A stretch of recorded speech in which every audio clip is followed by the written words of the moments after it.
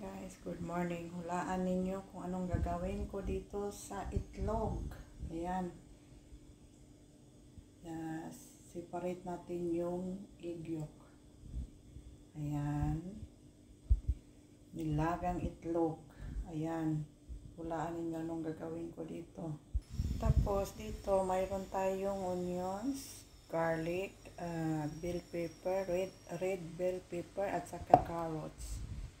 Igiling natin yan. Ayan guys, nagiling na natin. At may tuna tayo dito sa lata. Ayan, ano natin dito. Ilagay natin dyan. Ayan na sila yung mga ingredients natin. Ito, durugin natin ito. Ayan.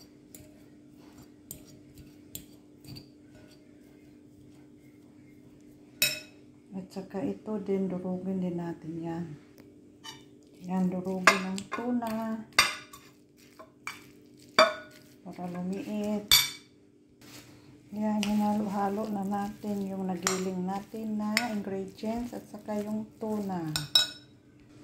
Yan, nilagyan ko siya ng black pepper at saka asin. Nilagyan ko siya ng 2 teaspoon ng cornstarch at saka 2 teaspoon ng flour. At lagyan natin itong cheddar cheese. Yan, nilagyan natin ng cheddar cheese. Mikos-mikos lang. Ayan. Mikos-mikos lang natin. Yan, tapos na natin hinalo lahat. Gawa tayo ng bowl. Naghugas ako ng kamay ha.